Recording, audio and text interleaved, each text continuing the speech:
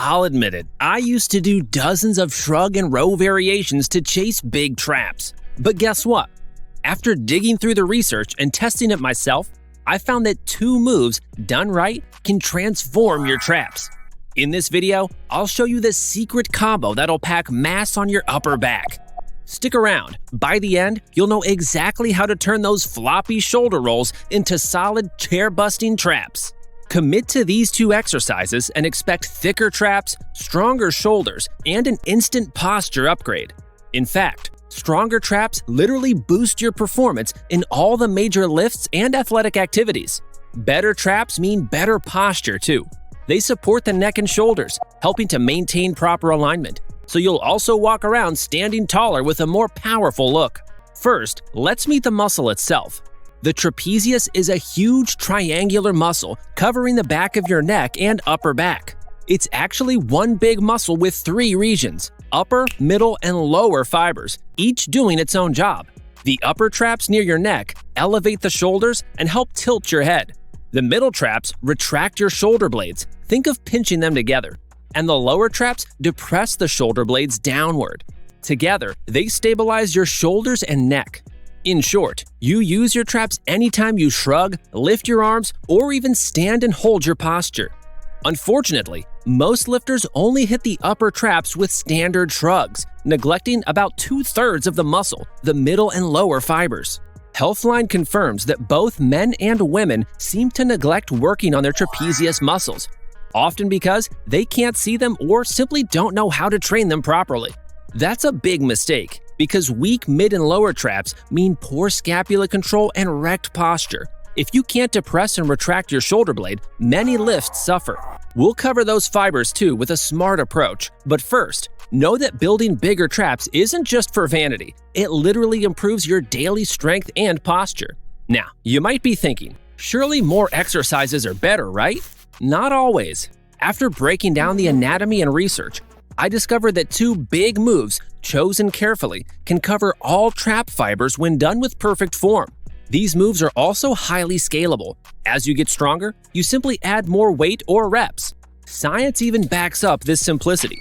For example, a 2014 study found that adding just a little 30° of shoulder abduction during a shrug, imagine pulling your elbows slightly out, fires off both the upper and lower traps much harder than a normal shrug.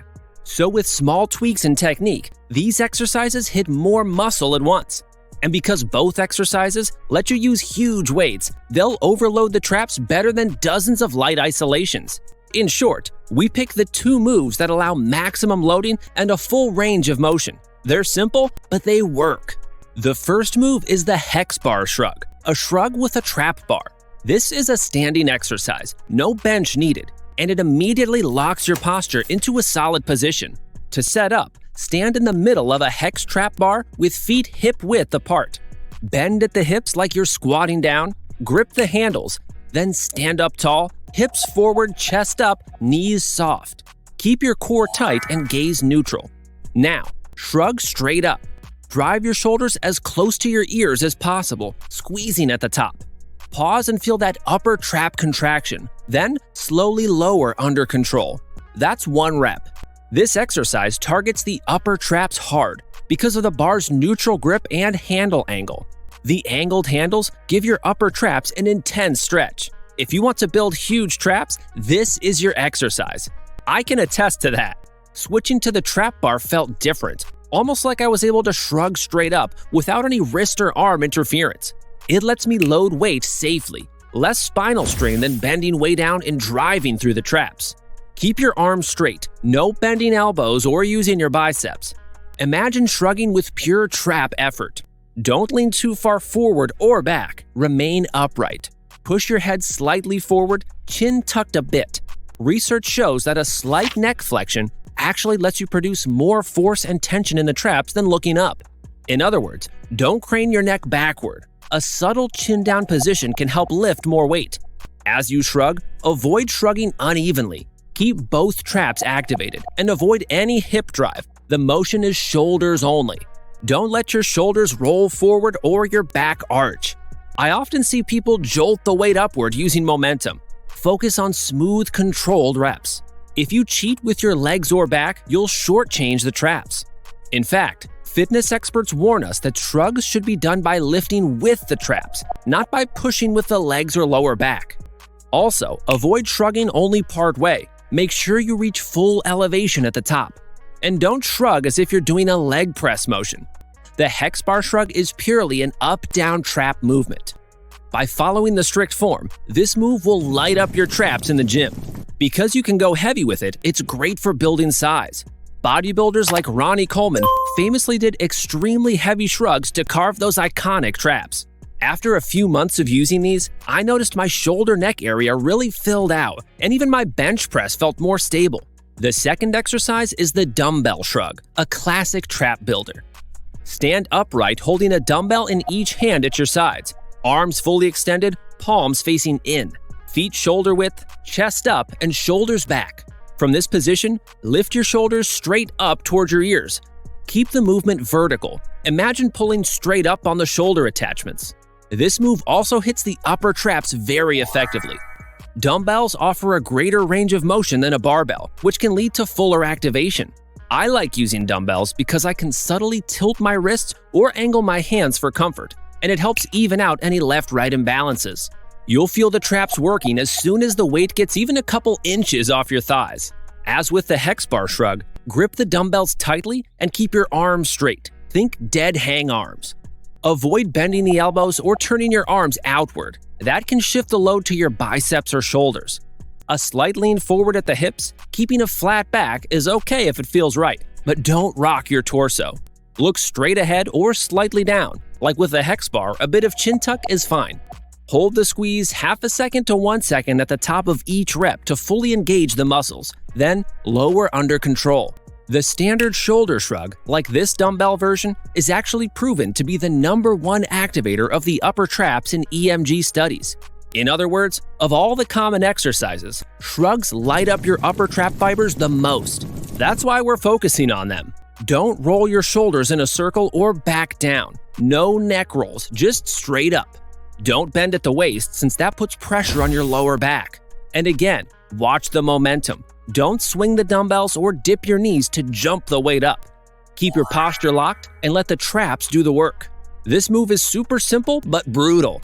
If I feel a week coming on, a set of heavy dumbbell shrugs always reminds me of just how much tension these traps can take. Even top trainers like Jeff Cavalier recommend shrugs, dumbbells, or barbells as a staple for trap growth. Personally, dumbbells helped me squeeze out those final reps when the hex bar became easy. By switching between the two, I've kept my traps continually challenged. You may wonder why we're ignoring other exercises. Good question. While moves like upright rows or face pulls are popular, they're just not as efficient for trap mass. Big compound lifts like deadlifts, rows, or upright rows don't hit traps specifically. They work them some, but they're not S-tier trap builders. Upright rows in particular involve your shoulders a lot and can irritate the joints without adding much mass. Face pulls are great for scapular health in the mid-traps, but they lack the heavy loading of shrugs. Overhead pressing motions like barbell press involve traps to stabilize, but they mainly target the elbows. In other words, those exercises have their place, but they won't replace the direct stimulation you get from heavy shrugs. Deadlifts do engage the traps, they're needed to hold the bar. In fact, some lifters have built decent traps off heavy deadlifting alone, but even the experts say it's not the most optimal strategy. Menno Henselmans notes that deadlifts and shrugs seem to stimulate trap growth roughly equally, meaning if you want really big traps, you still need the direct work. In practice, the two exercises we're using let us focus 100% on trapezius contraction. I still deadlift, of course, but now I make sure to add shrug work so I don't miss out on size. Consistency and progression are the foundation of effective trap development, no matter your current level. For beginners, the goal is not to lift the heaviest weights, but to master proper form and develop a strong mind-muscle connection. Start with 2 sets of 8 to 10 reps per exercise once per week. Focus entirely on lifting with your traps, not your arms or lower back. And take the time to pause at the top of each rep for at least 1 second to feel the contraction. Lower the weight slowly under control to reinforce neuromuscular efficiency. At this stage, your biggest gains will come from learning how to isolate the muscle and build a foundation of quality movement. As you become more confident and consistent, move to the intermediate phase with 3 to 4 sets of 8 to 12 reps per exercise. Now, the focus begins to shift toward progressive overload. Start increasing the weight in small increments, about 5 to 10 pounds, only when you can complete all reps with clean form, full range of motion, and zero momentum. Introduce basic training techniques like tempo manipulation, such as 2-second holds at the top and 3-second slow negatives to increase time under tension, which stimulates more hypertrophy. At this point, your traps will begin to look and feel stronger, and you may notice improvements in posture and stability during compound lifts like deadlifts, overhead presses, and rows. Advanced lifters should train traps twice per week using a combination of heavy loading and high volume protocols. One session can emphasize strength with 4 to 5 sets of 6 to 8 reps at heavier loads and longer rest periods, 90 to 120 seconds, while the second session focuses on hypertrophy with 3 to 4 sets of 10 to 15 reps and shorter rest intervals, 60 to 75 seconds. This combination allows you to hit all muscle fiber types and stimulate both neural and metabolic growth pathways. At this level, advanced intensity techniques become crucial for continued progress. Always maintain strict form, even during fatigue, to avoid shifting tension to other muscles or increasing injury risk. Regardless of level, warming up is non-negotiable. Always perform 1 to 2 light warm-up sets, shoulder rolls, neck mobility drills, and banded trap squeezes before heavy work to activate the muscle group, protect the cervical spine, and maximize contraction. Recovery also matters. Don't overtrain. Traps can handle frequency, but only if you're fueling and sleeping well. Track your training diligently by logging weights, sets, reps, and difficulty RPE, and aim to make small, measurable improvements week after week. Finally, understand that trap growth takes time and patience.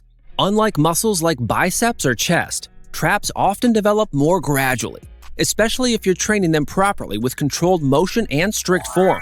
However, the payoff is enormous, not just in size, but also in posture, shoulder health, and overall physique balance.